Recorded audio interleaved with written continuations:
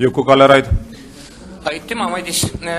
Ega inimestel ei ole keelatud targemaks saada, küll inimesed ka Keskerakonnast üks päev tasapisi ära tulevad.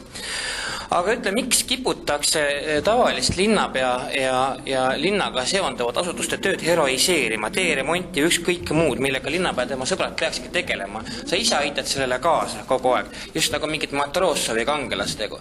See on just selge, et linnapea peab tegema linnas tööd, mitte ennast premeerima selle eest ja sa ju ei premeeri.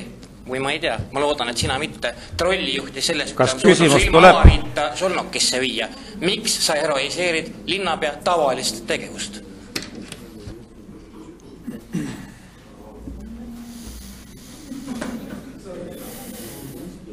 Aitäh, Juku-Kalle.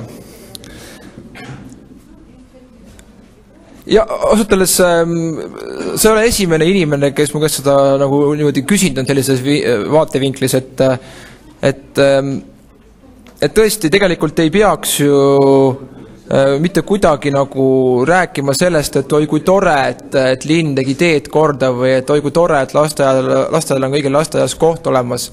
See peaks olema iseenesest mõistetav. Aga tundub, et ka ei ole jätnud mind linnapea propaganda päris külmaks, mistõttu